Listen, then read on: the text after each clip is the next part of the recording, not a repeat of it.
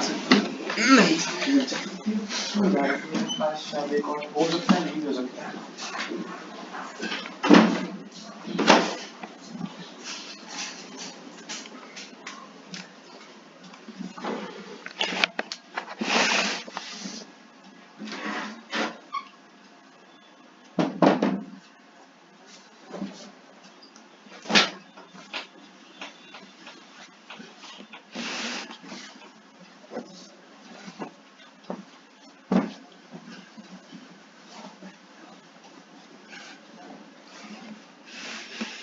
Screen दिख रहा है?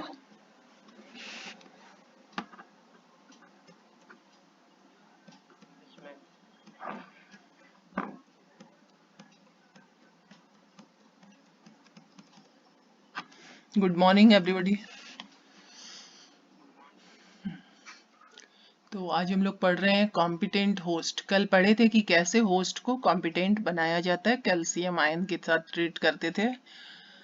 और उसके बाद का प्रोसेस हमने पढ़ा था, आइस के साथ रिकॉम्बिनेंट डीएनए को रख के इंक्यूबेट करते थे कॉम्पिटेंट होस्ट और रिकॉम्बिनेंट डीएनए को।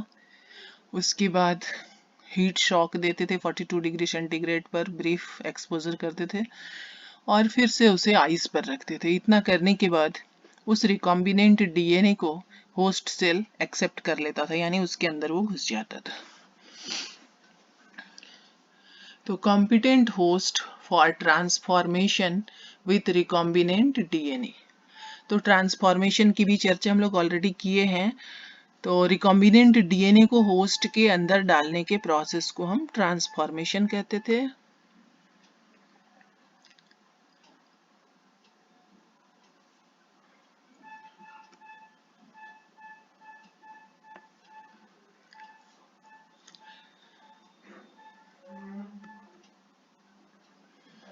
ये सब कल हम लोग पढ़ चुके थे, तो ब्रीफ एक्सपोजर देते हुए इसको हम लोग आगे बढ़ेंगे।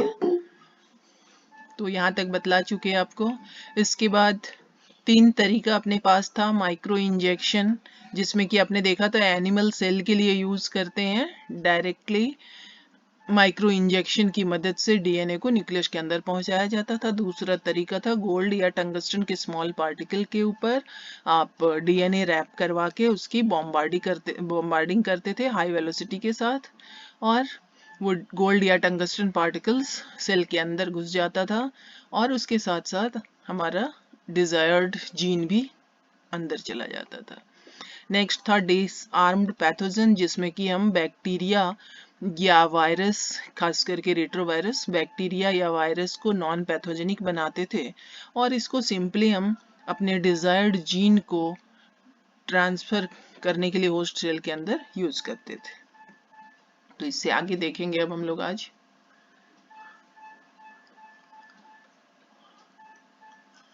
Process of recombinant DNA technology. तो नाम ही है रिकॉम्बिनेंट डीएनए टेक्नोलॉजी, तो इसमें डीएनए है। तो इस टेक्नोलॉजी के लिए सबसे जरूरी है हमारे पास डीएनए का होना। और डीएनए आपको पता है कि न्यूक्लियस के अंदर क्रोमोसोम है और उसके अंदर डीएनए पाया जाता है। तो हमें पहले इस डीएनए को प्राप्त करना है। तो सबसे पहला step isolation of genetic material. आप याद कीजिए डीएनए फिंगरप्रिंटिंग में भी सबसे पहला स्टेप आपका यही हुआ करता है, isolation of genetic material, and here it is DNA. We have to break cells to get DNA. तो सेल को ब्रेक करेंगे, यानी अगर एनिमल सेल है तो सेल मेम्ब्रेन को करेंगे और न्यूक्लियर मेम्ब्रेन को ब्रेक करेंगे। सेल ब्रेक से ये सेंस है। We have to break cells to get DNA, this is done by lysozyme. अगर बैक्टीरियल सेल को ब्रेक करके उसका डीएनए हमें बाहर निकालना, जैसा कि आपने देखा कि प्लाज्मिड बाहर निकाल रहे थे, तो बैक्टीरियल सेल को हमें पहले ब्रेक करना होगा और उसके सेल वॉल को ब्रेक करने के लिए हमें इस एंजाइम की आवश्यकता होगी, लाइसोजाइम नाम है इसका। इसी तरह से अगर प्लांट सेल को ब्रेक करना है तो पता है कि सेलुलोज से बना होता है सेल वॉल, तो उसको डाइजेस्ट करने के लिए, नष्ट करने के लिए सेल वॉल को हमें सेलुलेज एंजाइम की आवश्यकता होगी। और अगर फंगस है तो फंगस का सेल वॉल काइटिन से बना होता है, इसलिए फंगल सेल को ब्रेक करके डीएनए प्राप्त करने के लिए हमें काइटिनेज यूज करना पड़ेगा।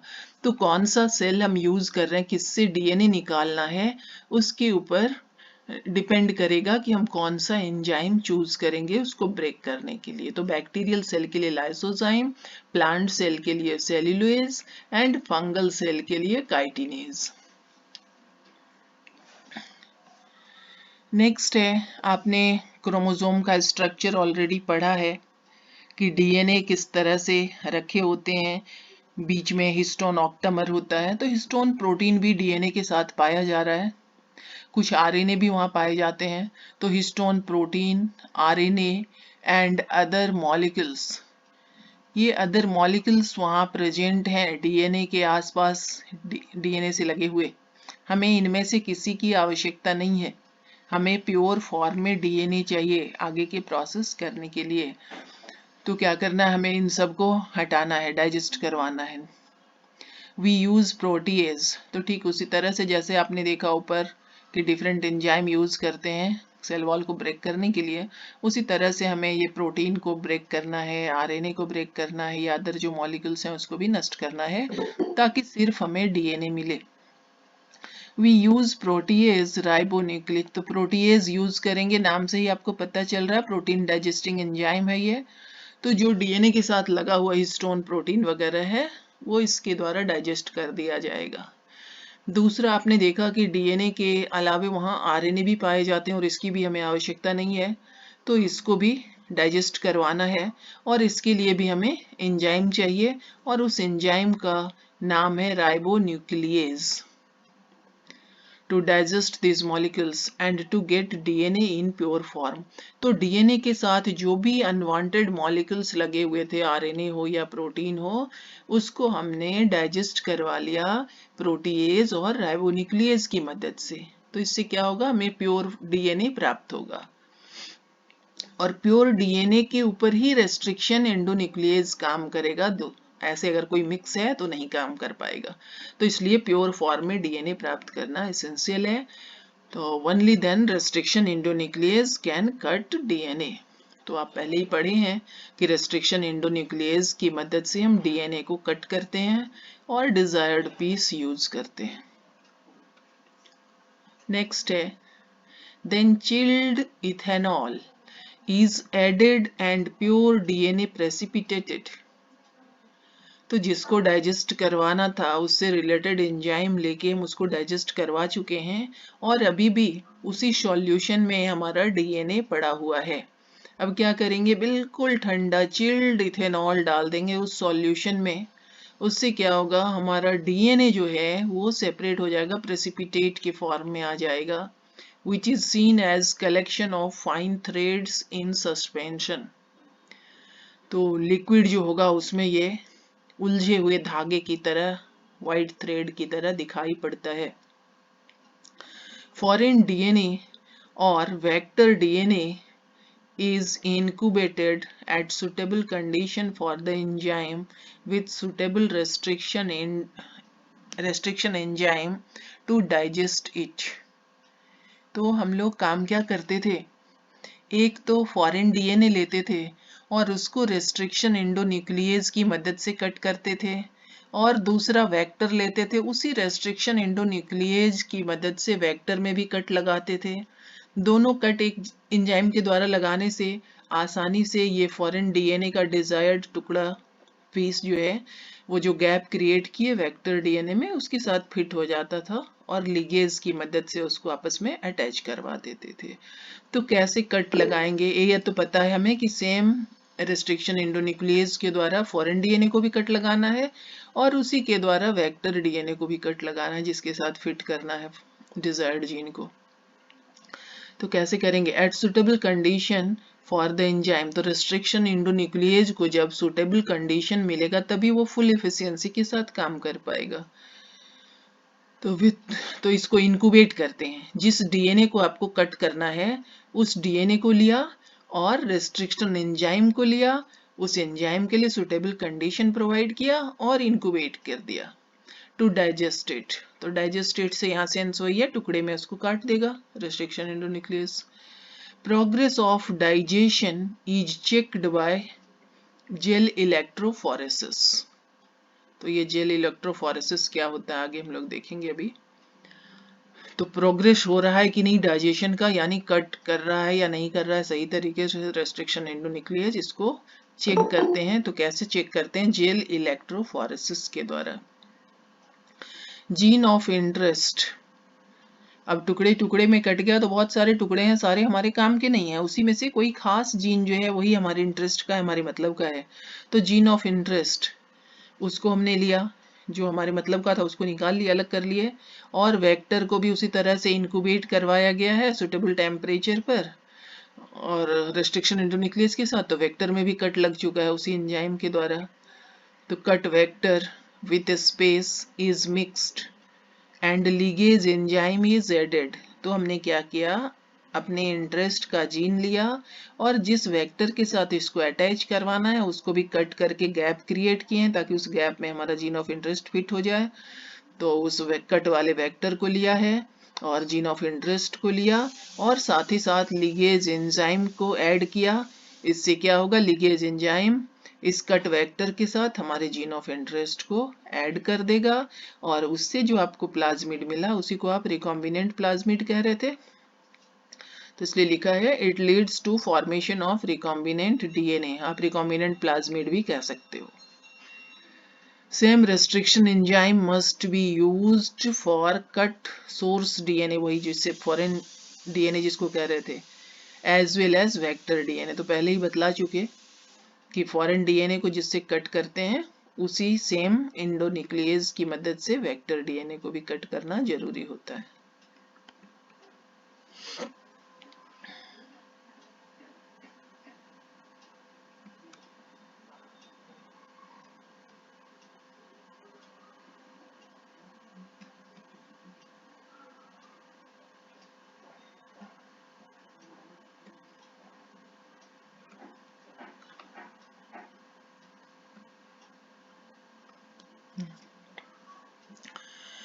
तो ये है पीसीआर, फुल फॉर्म इसका है पॉलीमेरेज। पॉलीमेरेज के लिए हमने पी लिया, चेन के लिए सी लिया और रिएक्शन के लिए आर लिया।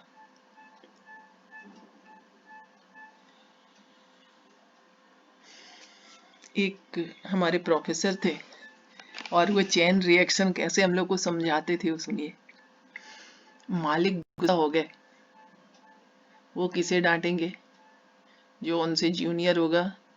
अपनी वाइफ को उन्होंने डांट दिया, वाइफ अब गुस्से में है, मुझे डांट दिया गया। वो किसे डांटेगी? काम वाली आई, उस पर बेमतलब की गुस्सा कर दी। काम वाली को भी गुस्सा है कि मुझे बेमतलब की आज डांट पड़ गई है, वो जाके अपने बच्चों को 2-4 चांटा लगा दी। तो वो चेन रिएक्शन समझाते थे कि एक जगह कुछ हुआ, उसका इन्फ्लुएंस दूसरी जगह होगा, फिर वो वही काम रिपीट होता जा रहा है कैसे। तो यहाँ पे चेन रिएक्शन में मतलब सीधा सा समझिए कि रिप्लिकेशन का काम हो रहा है और यही रिप्लिकेशन का काम बार बार हो रहा है। गुस्सा एक्सप्रेस करने का काम जैसे चेन में हो रहा था, एक से दूसरे में, दूसरे से तीसरे में पास हो रहा था, उसी तरह से यहाँ होगा कि एक बार रिप्लिकेशन होगा, फिर वो जो बना उससे आगे रिप्लिकेशन होगा, फिर उससे तो बहुत बार, बहुत मेनी टाइम्स मतलब रिप्लिकेशन होगा और इसी को चेन रिएक्शन कह रहे हैं। तो पॉलीमराइजेशन हो रहा है, आप पढ़े हो कि डीएनए मतलब ये है न्यूक्लियोटाइड है और उसी न्यूक्लियोटाइड का पॉलीमराइजेशन होता है तो डीएनए का निर्माण होता है। तो इसलिए पॉलीमरेज चेन रिएक्शन इसका नाम दिया गया। तो किसका पॉलीमराइजेशन करवाएंगे? लास्ट डे हमने चर्चा की थी कि मान लीजिए हमारे रीजनल ऑफिस से एक क्वेश्चन पेपर आता है और उसकी बहुत सारी कॉपी हमें चाहिए होती है। कोई ऐसे फालतू रद्दी टुकड़ा का तो हम कॉपी करवा के नहीं बांटेंगे बच्चों के एग्जाम के लिए। तो हमारे इंटरेस्ट का पेपर वो है जो क्वेश्चन पेपर आया है और उसका हम जेरोक्स करवाते हैं, बहुत सारी कॉपी प्राप्त करते हैं और बच्चों को देते हैं एग्जाम देने के लिए। तो यहाँ भी हम बहुत सारी कॉपी किसकी बनवाएंगे? जो हमारे इंटरेस्ट का डीएनए होगा, यानी इंटरेस्ट का जीन होगा। तो सबसे पहला पॉइंट हो गया gene of interest is taken. आप सेलेक्ट कर लीजिए कि आपके इंटरेस्ट वाला टुकड़ा कौन सा है। ऑलरेडी आपने डीएनए को रेस्ट्रिक्शन इंडोन्यूक्लियस की मदद से कई एक टुकड़े में काट दिया है, कटवा दिया, डाइजेशन करवा दिया उसका। तो उसमें से हमें सेलेक्ट करना है कि हमारे इंटरेस्ट का कौन सा जीन है। तो यही है gene of interest is taken. Its strands are separated using heat. तो जीन ऑफ इंटरेस्ट या डीएनए का टुकड़ा जो आपने लिया है, तो डीएनए तो डबल हेलिकल स्ट्रक्चर होता है, 2 स्ट्रैंड उसके हैं, और रिप्लिकेशन के लिए दोनों स्ट्रैंड को सेपरेट होना होता है। दोनों स्ट्रैंड टेम्पलेट का काम करते हैं। तो पहले उनको सेपरेट करवाना होगा, और सेपरेट करने के लिए हम हीट यूज करते हैं। हीट की मदद से दोनों स्ट्रैंड अलग हो जाएगा। अब एक तरफ आप हीट यूज कर रहे हो और दूसरी तरफ आपको रिप्लिकेशन के लिए पता है कि डीएनए पॉलीमरेज चाहिए। और डीएनए पॉलीमरेज क्या है? प्रोटीन से बना हुआ है, एंजाइम है, और एंजाइम को अगर ज़्यादा टेम्परेचर मिलेगा तो वो कोगुलेट कर जाएगा, फंक्शन करना बंद कर देगा, यानी उसका स्ट्रक्चर डिफॉर्म हो जाएगा।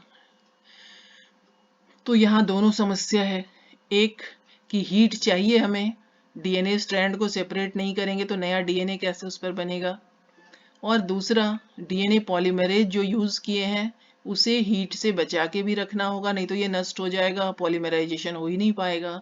तो इसके लिए क्या करना होगा, हमें ऐसे डीएनए पॉलीमरेज की खोज करनी होगी, ऐसे डीएनए पॉलीमरेज को सेलेक्ट करना होगा जो हीट को टॉलरेट करने की क्षमता रखता हो, तभी वो यहाँ काम कर पाएगा। आप देख रहे हो कि मल्टीपल कॉपीज बनाना है डीएनए का, तो बहुत सारे, तो हीट तो चाहिए ही 2 स्ट्रैंड को सेपरेट करने के लिए हर एक बार। और डीएनए पॉलीमरेज अगर हमें ऐसा मिल जाए जो थर्मोस्टेबल हो, जिस पर टेम्परेचर, थर्मोस्टेबल का मतलब समझ रहे हैं, नाम से ही क्लियर है कि जिस पर टेम्परेचर का असर नहीं पड़ता हो, टेम्परेचर को टॉलरेट कर सकता हो। तो thermostable DNA polymerase is obtained Thermostable DNA polymerase is obtained from an aquatic bacteria Thermus aquaticus। ये पॉइंट आपके लिए बहुत ही इंपॉर्टेंट है, ये लाइन। तो हमारा डीएनए पॉलीमरेज कैसा होना चाहिए? थर्मोस्टेबल होना चाहिए। और दूसरा सवाल ये है कि कहाँ से इसे प्राप्त करेंगे? ऐसे डीएनए पॉलीमरेज को हम कहाँ से प्राप्त करेंगे? तो हॉट स्प्रिंग जो होता है, गर्म झरना, जहाँ गर्म पानी झरने से गिरता रहता है, उस जगह भी कुछ बैक्टीरिया सरवाइव करते हैं। आप पढ़े हैं आर्की बैक्टीरिया, जो कि एडवर्स क्लाइमेटिक कंडीशन में भी सक्सेसफुली सरवाइव करता है। तो one of them is Thermus aquaticus. ये बैक्टीरिया हॉट स्प्रिंग में सरवाइव करता है। तो निश्चित रूप से इसमें टेम्परेचर को टॉलरेट करने की क्षमता है, ऐसा एडेप्टेशन है।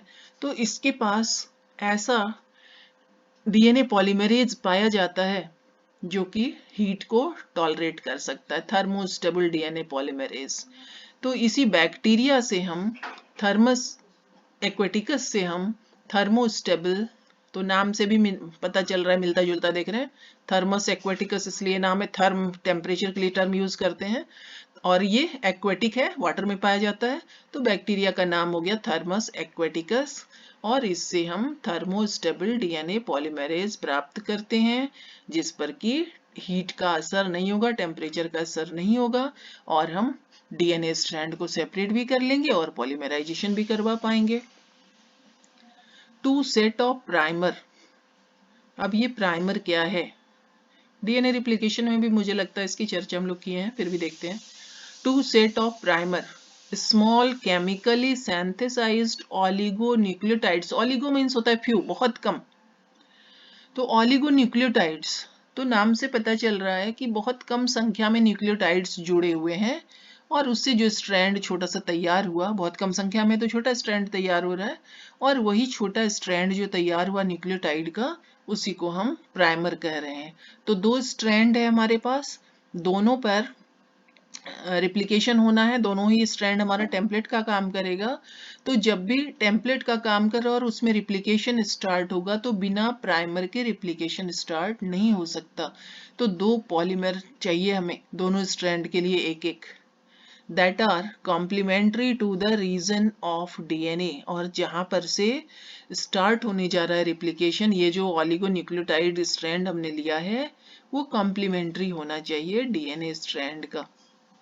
तो छोटा सा टुकड़ा लिए हैं जो डीएनए स्ट्रैंड का कॉम्प्लीमेंट्री है वहां पर जहां से डीएनए रिप्लिकेशन स्टार्ट होगा। प्राइमर समझ में आ गया। फिर DNA replication of gene of interest takes place several times. तो चेन रिएक्शन कह रहे हैं तो बहुत बार होना है, एक बार रिप्लिकेशन नहीं होना है, बार बार रिप्लिकेशन होना है। नया डीएनए स्ट्रैंड बना, फिर वो सेपरेट हो गया, फिर टेम्पलेट का काम करेगा, फिर उससे नया बना, कई बार होना है उसको। तो इसलिए कह रहा है DNA replication of gene of interest takes place several times with the help of primer 1 billion copies. देखिए कितनी ज्यादा संख्या में बन रही है इसकी copy. 1 billion copies of gene of interest is prepared in vitro. तो बॉडी में हो नहीं रहा है, इसको आर्टिफिशियली लेबोरेटरी में करवा रहे हैं, इसलिए इन विट्रो टर्म यूज करते हैं। And it may be used to prepare recombinant DNA if required. अब हमारे पास ढेर सारे जीन ऑफ इंटरेस्ट की कॉपी तैयार हो गई है पॉलीमरेज चेन रिएक्शन की मदद से, और इसमें से जो जीन ऑफ इंटरेस्ट हमें चाहिए उसको हम यूज कर सकते हैं वेक्टर को कट करके उसके साथ अटैच करवाने के लिए और अपने एक्सपेरिमेंट में यूज करने के लिए। Insertion of recombinant DNA in host cell और ऑर्गेनिजम्स।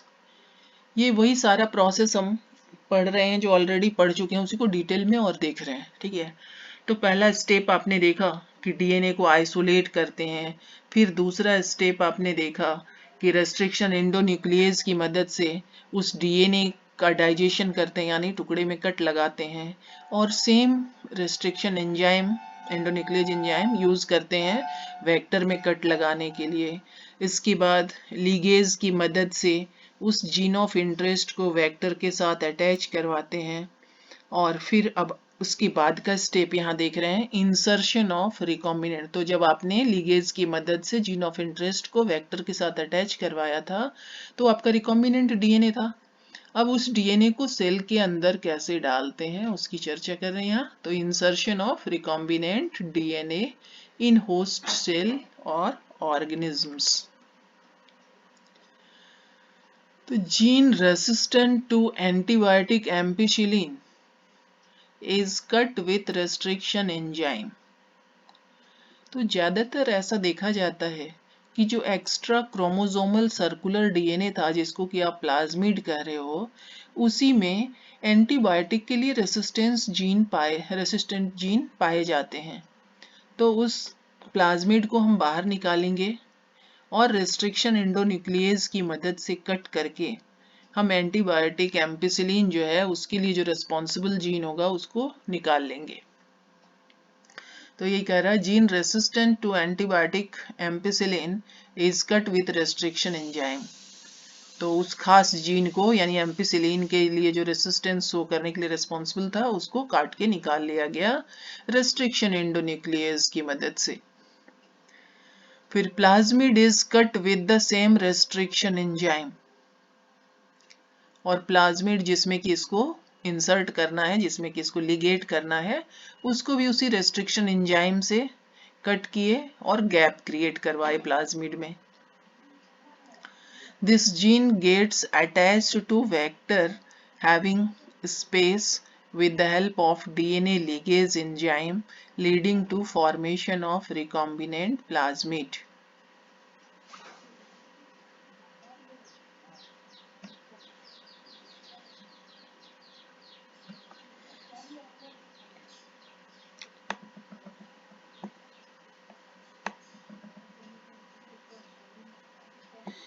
ये मान लें कि एक डीएनए है और इस डीएनए में यहाँ पर ये जीन जो है यहाँ से यहाँ तक, ये जीन रेस्पॉन्सिबल है एम्पिसिलिन के प्रति रेसिस्टेंस शो करने के लिए। हम सिर्फ एएमपी लिख रहे हैं उसके लिए। ठीक, तो रेस्ट्रिक्शन एंडोन्यूक्लियस से इसको कट लगवाया गया और इस टुकड़े को प्राप्त कर लिया गया, इस वाले जीन को। और दूसरा अपने वेक्टर में लिया है प्लाज्मिड। इस प्लाज्मिड में आप कट लगवाएंगे।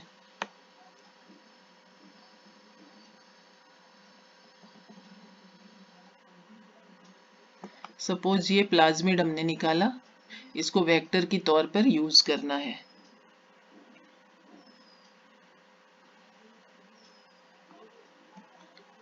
तो जिस एंजाइम की मदद से आपने इस एम्पिसिलिन के लिए रेसिस्टेंस के लिए रिस्पॉन्सिबल जीन को कट लगाया है, ठीक उसी एंजाइम की मदद से इस वेक्टर में भी आपको पूरे मिट गया रे।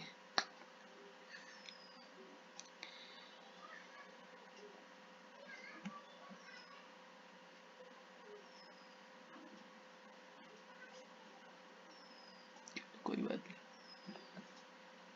तो मान लीजिए हमने उसको कट लगा दिया सेम रेस्ट्रिक्शन एंजाइम से, और इस तरह का टुकड़ा हमें मिला मिटा देने के बाद, यानी कट कर देने के बाद।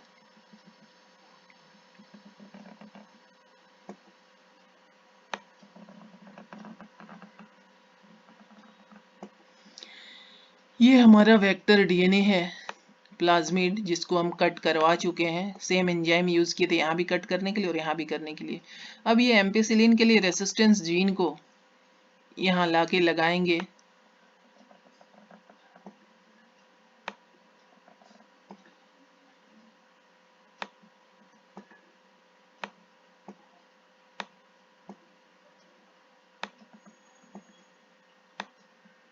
तो ये आप डिफ्रेंशिएट कर पा रहे हो, ये लाइनिंग इसलिए हमने दिखा दिया कि ये एम्पिसिलिन के रेसिस्टेंस जीन को मान लीजिए ऐसे हम लाइन से दिखाएं तो आप इजीली देख पा रहे हैं। तो ये एंटीबायोटिक एम्पिसिलिन के लिए रेसिस्टेंस जीन है और ये वेक्टर है। लिगेज एंजाइम की मदद से आपने इसको अटैच करवा दिया एक दूसरे के साथ, और इसको जब होस्ट में डालते हैं तो उस प्रोसेस को क्या कहते हैं? ये आपका रिकॉम्बिनेंट प्लाज्मिड तैयार हो गया या रिकॉम्बिनेंट डीएनए तैयार हो गया। अब इसको होस्ट के अंदर डालना है, क्या कहते हैं उस प्रोसेस को?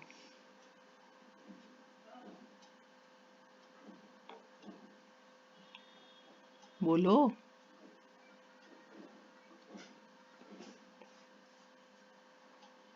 लग रहा है रिवीजन ठीक से नहीं हो रहा है। ट्रांसफॉर्मेशन कहते हैं ना।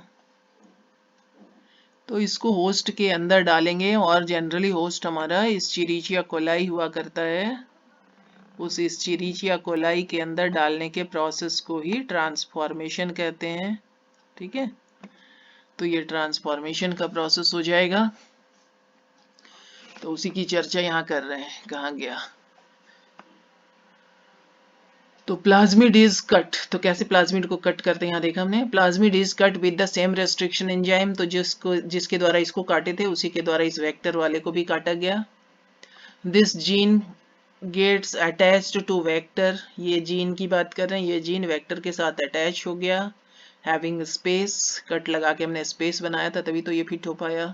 With the help of DNA ligase, DNA ligase ने इसको यहाँ चिपकाया और यहाँ चिपकाया।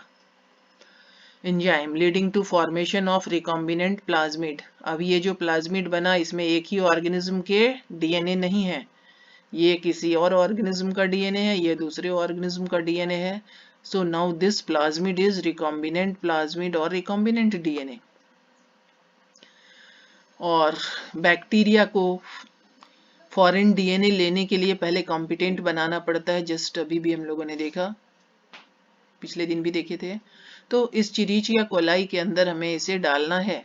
तो जिस इस चिरीचिया कोलाई के अंदर डालना है वो हमारा होस्ट कहलाता है, और उसको पहले कॉम्पिटेंट बनाना पड़ेगा। कैसे कॉम्पिटेंट बनाते थे? कैल्शियम आयन के साथ उसको ट्रीट करते थे तो वो कॉम्पिटेंट बन जाता था। उसके बाद क्या करते थे हम? ये इस तरह के रिकॉम्बिनेंट डीएनए को और कॉम्पिटेंट बनाए बैक्टीरिया को साथ में लेके आइस पर रख के उसको इनक्यूबेट करते थे। उससे क्या होता था? ये अंदर चला आता था। तो Escherichia coli is made competent to get recombinant plasmid। तो गेट कॉम्पिटेंट का मतलब समझ गया कि इसको कैल्शियम आयन के साथ ट्रीट किया जा चुका है। And this plasmid is inserted in this bacteria. तो जब इस बैक्टीरिया को, इस्चेरिचिया कोलाई को कैल्शियम आयन के साथ ट्रीट किया गया तो ये कॉम्पिटेंट हो गया, यानी अब रेडी है इस फॉरेन डीएनए को एक्सेप्ट करने के लिए। Bacteria becomes recombinant. अब ऐसे बैक्टीरिया जिसमें आपने रिकॉम्बिनेंट प्लाज्मिड डाल दिया है, अब वो बैक्टीरिया भी रिकॉम्बिनेंट कहलाएगा and shows resistance to ampicillin. अब ये बैक्टीरिया, इसमें आपने रिकॉम्बिनेंट डीएनए जो डाला है तो उसमें वो वाला जीन है जो एम्पिसिलिन के लिए रेसिस्टेंस शो करता है, इसलिए अब ये बैक्टीरिया एम्पिसिलिन के प्रति रेसिस्टेंस शो करने लगेगा।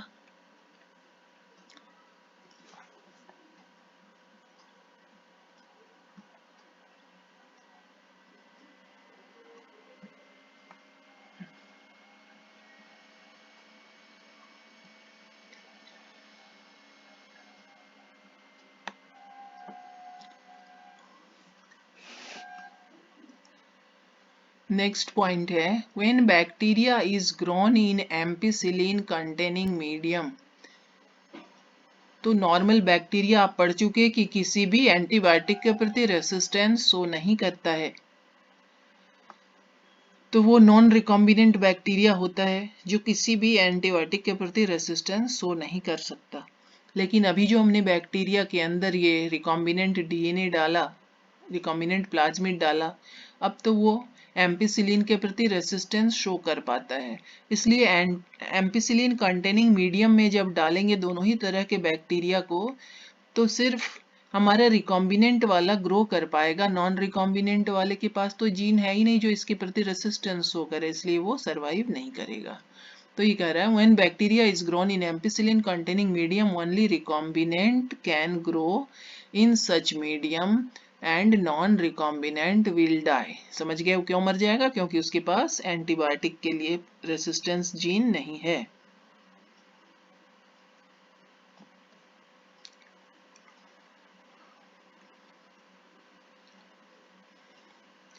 दस जीन, अब यहाँ किसने मदद किया? एंटीबायोटिक के लिए रेसिस्टेंट जीन जो था उसी की मदद से पता चल सका ना कि कौन सा रिकॉम्बिनेंट है, वही केवल ग्रो कर पा रहा था, और जो नॉन रिकॉम्बिनेंट है वो मर गया, नहीं ग्रो कर पाया।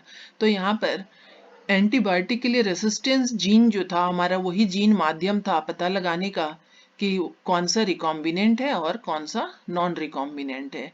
तो कोई भी ऐसा जीन जो आपको ये पता करने में हेल्प करे कि कौन सा रिकॉम्बिनेंट है और कौन सा नॉन रिकॉम्बिनेंट है, उसको आप सेलेक्टेबल मार्कर कहते हो। Thus, gene resistant to antibiotic helps in recognition of recombinant and non-recombinant. Therefore, this gene is said to be selectable marker.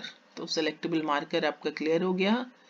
कोई भी जीन जो आपको हेल्प कर रहा है रिकॉम्बिनेंट और नॉन रिकॉम्बिनेंट को आइडेंटिफाई करने में, mostly these genes are showing resistance to antibiotic.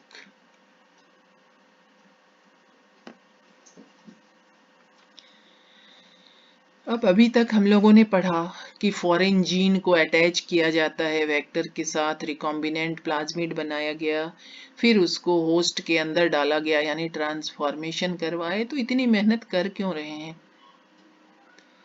वो हमारा जीन ऑफ इंटरेस्ट जो है कुछ खास केमिकल बनाएगा और वो केमिकल प्रोडक्ट कहलाया।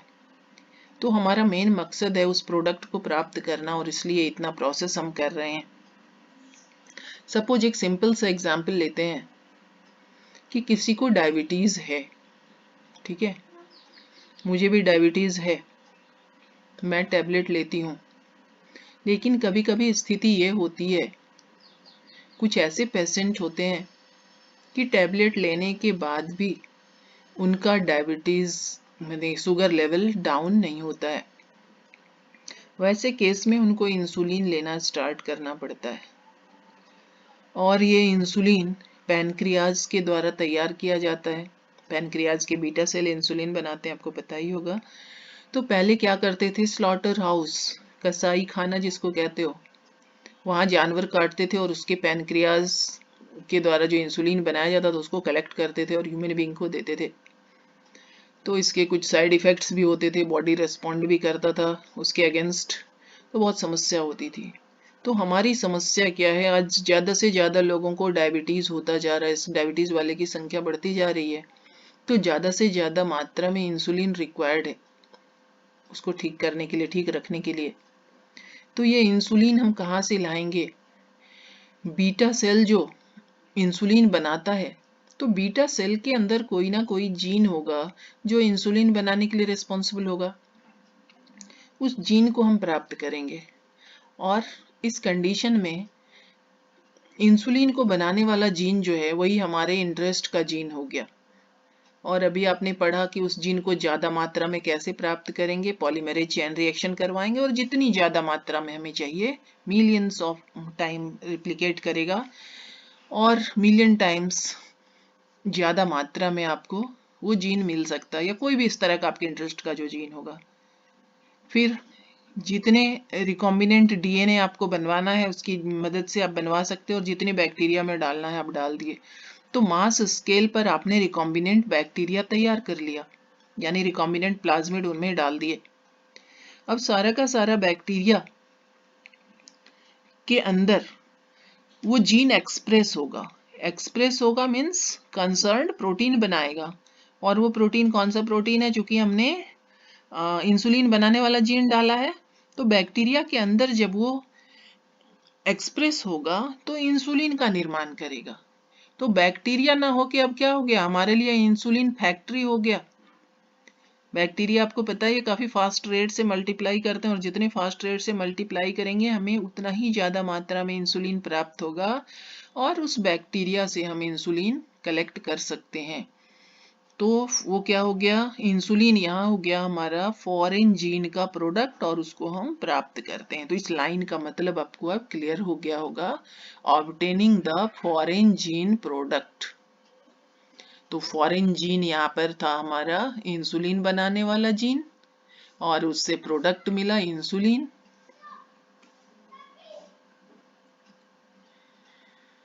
तो ultimate purpose of recombinant technology is to get expressed the desired gene।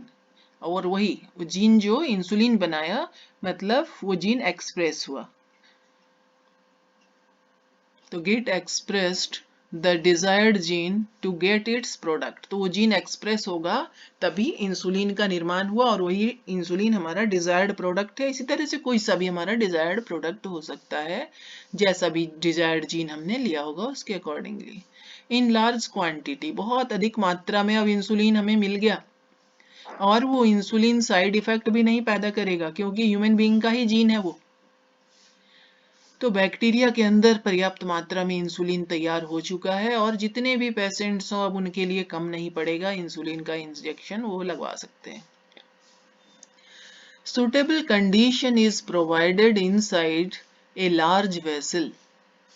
अब ये काम हम जो अपने डिजायर्ड जीन की मदद से बायो प्रोडक्ट तैयार करवा रहे हैं, तो वो ज़्यादा मात्रा में चाहिए। मेस में देखते हैं खाना बनता है ज़्यादा मात्रा में, 450 लोगों के लिए, 500 लोगों के लिए। तो घर में जो बर्तन यूज करते हो खाना पकाने के लिए और आपके मेस में जो यूज होता है, दोनों की साइज को कंपेयर कर सकते हैं, काफी बड़ा होता है मेस वाला।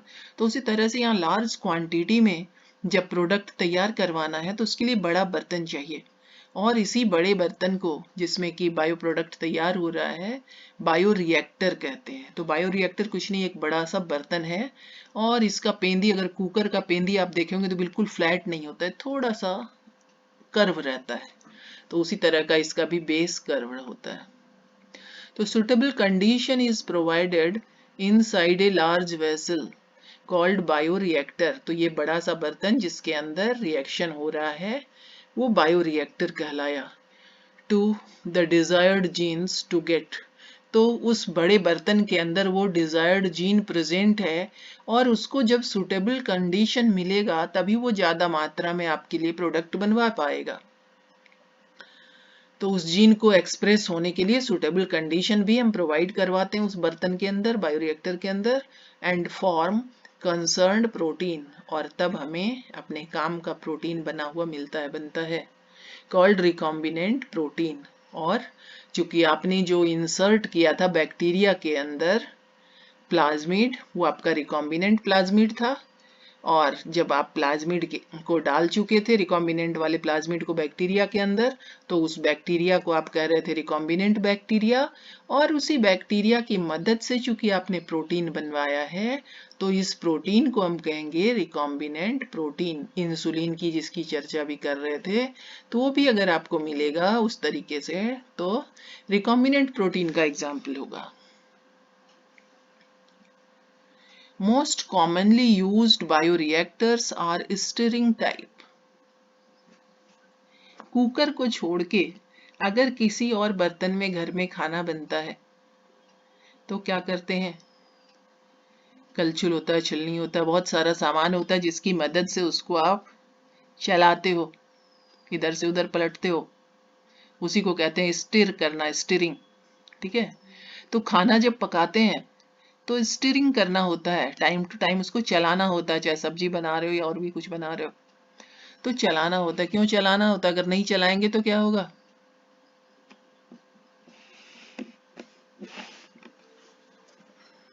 बोलो, जो खाना नहीं भी पकाते हो, इतना अनुभव तो है, खाना को अगर नहीं चलाओगे तो क्या होगा? जल जाएगा। या तो जल जाएगा, सुन, दो स्थिति होगी, या तो जल जाएगा, नीचे जिसमें ज्यादा हीट लग रहा है वो जल जाएगा, और पता चला कि ऊपर वो पका ही नहीं, कहीं कच्चा रह जाएगा, कहीं ज्यादा पक जाएगा। एक तो ये हो सकता है, या दूसरा हो सकता है कि वो जल जाएगा।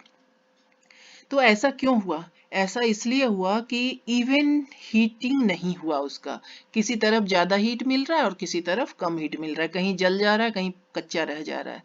तो इसी तरह से वो जो बायो रिएक्टर है, आपका बड़ा सा बर्तन है, उसके अंदर एक जैसा कंडीशन मिले, नीचे भी पार्ट में, बीच वाले पार्ट में, ऊपर, माने पूरे में एक जैसा कंडीशन मिले, उसके लिए उसको स्टीयरिंग करना होगा। ठीक है, तो मोस्ट कॉमनली यूज्ड, आपसे ये भी कभी कभी पूछता है कि मोस्ट कॉमनली यूज्ड कौन सा बायोरिएक्टर है, तो most commonly used bioreactors are stirring type. तो नाम से ही पता चल रहा है कि इसमें स्टीयर करने की आवश्यकता होती, मिलाने की आवश्यकता होती, चलाने की। तो कैसा है ये? It is cylindrical curved base. Cooker को याद कर सकते हो, कुकर सिलेंड्रिकल स्ट्रक्चर है और उसका बेस कर्व्ड होता है, तो उसी टाइप का बड़ा सा बर्तन आप इमेजिन कर सकते हो। Curved base vessel to facilitate mixing. ऐसे सिलेंड्रिकल और कर्व्ड बेस वाले बर्तन में मिक्सिंग करने में आसान होता है। Of reactor content, reactor content, मान लीजिए हम खिचड़ी पका रहे हैं किसी बर्तन में, तो उसमें हमने दाल, चावल, पानी, मसाला जो कुछ डाला है वो हमारा क्या हो गया? रिएक्टर कंटेंट हो गया। तो यहाँ पर जो कुछ आप वेसल में डाले हैं ताकि आपको प्रोडक्ट मिल सके, प्रोटीन मिल सके, वो सारा का सारा रिएक्टर कंटेंट कहलाया। स्टीरर, जिसकी मदद से स्टीरिंग कर रहे हैं, stirrer helps in even mixing. समझ रहे हो? एक जैसा मिक्स कर देगा। क्या यहाँ मिक्स करना है हमें? जैसे खाना में नमक डालते हो तो नमक मिक्स होना चाहिए पूरे एक जैसा, मिर्ची डाले तो वो मिक्स होना चाहिए। यहाँ क्या मिक्स होने की बात हो रही है? तो यहाँ ऑक्सीजन के मिक्स होने की बात हो रही है।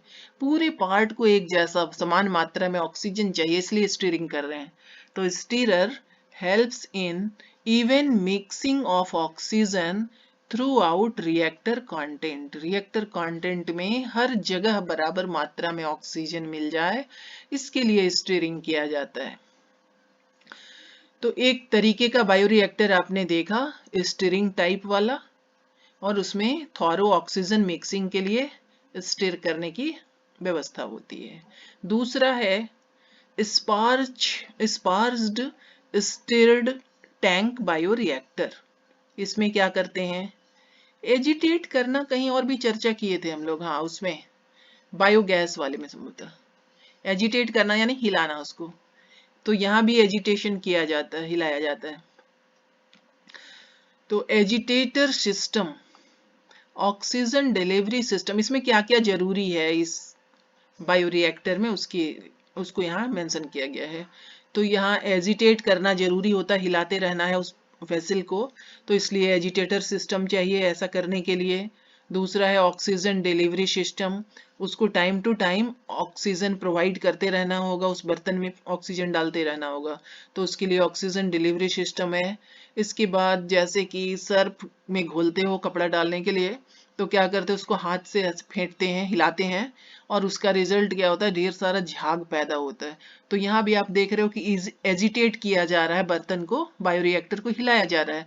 तो यहाँ हिलाने से बहुत सारा फोम पैदा होगा, झाग पैदा होगा, और उस झाग को कंट्रोल करना जरूरी है। तो उसके लिए फोम कंट्रोल सिस्टम चाहिए। और इसके बाद लास्ट में है sampling port to withdraw small volume of culture periodically. इसके बाद जो कुछ आपका प्रोडक्ट बन रहा है, टाइम टू टाइम थोड़ा थोड़ा बना हुआ प्रोडक्ट निकालते रहना होता है उस बर्तन से, और उसके लिए सैम्पलिंग पोर्ट होना जरूरी है। तो यहाँ क्लियर लिखा हुआ है कि सैम्पलिंग पोर्ट की आवश्यकता किस लिए है, withdraw small volume of culture periodically. तो रिएक्शन कंप्लीट हो चुका कि नहीं हो चुका, बीच बीच में थोड़ा थोड़ा निकाल के उसको चेक करना पड़ता है। सैंपल निकाल लिए कि पूरा हो गया कि नहीं हो गया रिएक्शन।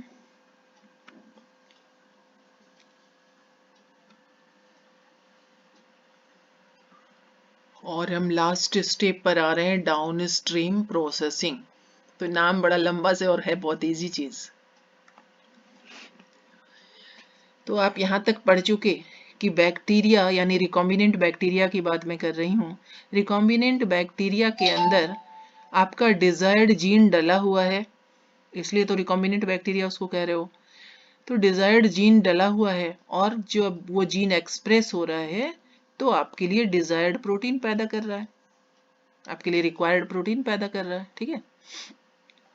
लेकिन जैसे अभी पढ़ रहे थे कि डीएनए प्योर फॉर्म में नहीं होता, हमें प्योर फॉर्म में चाहिए तो बाकी को हटाना पड़ता है, उसी तरह से ये प्रोडक्ट आपका प्योर फॉर्म में नहीं है, कुछ अनवांटेड मटेरियल्स भी उसके साथ मिक्स हैं, लेकिन हमें तो प्योर फॉर्म में प्रोडक्ट चाहिए। तो जो हमारे लिए रिक्वायर्ड नहीं है, अनवांटेड सब्सटेंस है, उसको अलग करना होगा, सेपरेट करना होगा। Separation and purification of product, तो यही, जब आप अनवांटेड सब्सटेंस को हटा देंगे तो प्रोडक्ट आपको ऑटोमेटिकली प्योर फॉर्म में मिलेगा। तो यही अनवांटेड सब्सटेंस को सेपरेट करना और प्योर फॉर्म में प्रोडक्ट को प्राप्त करना, इसी को हम नाम दे रहे हैं डाउन स्ट्रीम प्रोसेसिंग। तो बहुत सिंपल है कि separation and purification of product, इसी को कहते हैं डाउन स्ट्रीम प्रोसेसिंग। इसके बाद क्या करेंगे, अब हमें प्योर फॉर्म में प्रोडक्ट मिल चुका है, अब अगला क्या स्टेप होगा हमारा, product is formulated with suitable preservatives. अब इतनी मेहनत से इतना काम करवा के आपको ये प्रोडक्ट मिला है, अब इसको आप चाहेंगे कि सुरक्षित रहे, गुड कंडीशन में रहे, तो उसके लिए इसके साथ कुछ प्रिजर्वेटिव मिलाना पड़ेगा ताकि ये लॉन्ग ड्यूरेशन तक गुड कंडीशन में प्रोडक्ट बना रहे। मान लीजिए इंसुलिन आपने बनवाया और उसमें प्रिजर्वेटिव नहीं डला, 2 महीने बाद जरूरत हुई पेशेंट को, और उसको आप रखे हुए हो और सोच रहे हो कि अब इसको जाके पेशेंट को देंगे, पता चला वो स्पॉइल हो चुका, खराब हो चुका, तो सारा मेहनत बेकार हो जाएगा।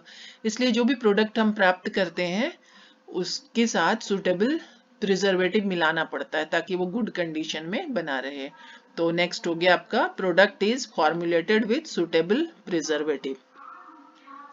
नेक्स्ट है, अब फॉर्मुलेशन इज फॉलोड बाय, अब इसी के लिए फॉर्मुलेशन टर्म यूज किया गया।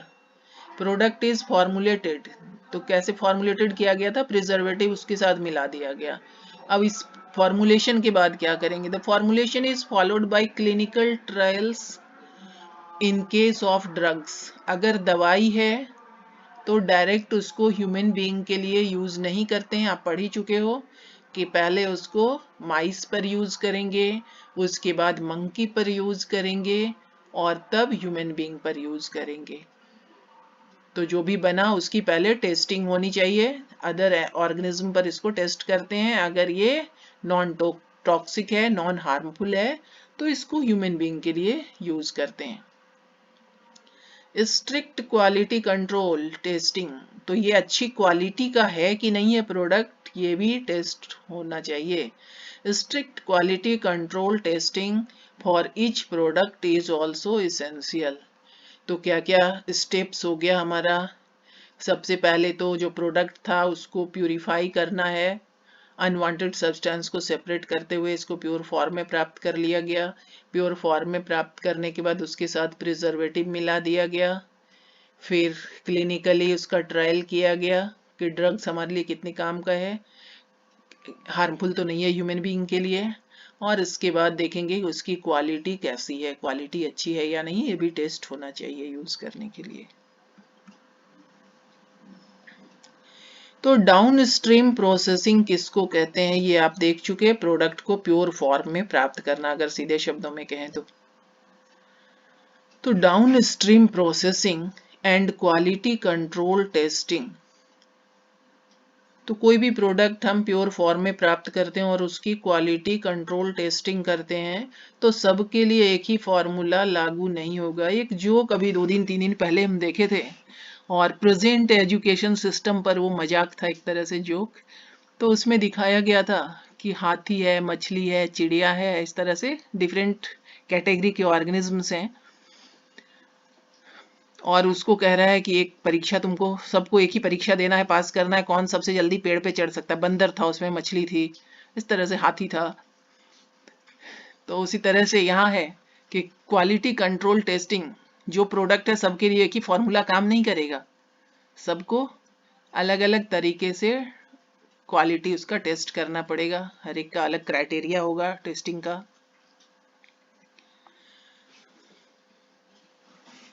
तो ये चैप्टर यहीं आपका समाप्त होता है। Thank you. और आज मैं सोच रही हूँ पीडीएफ बना के आपको क्वेश्चन का सेट भेज दूं, और आप ईमानदारी से एग्जाम टाइम देख के 3 घंटे का दें, सिर्फ इसी 2 चैप्टर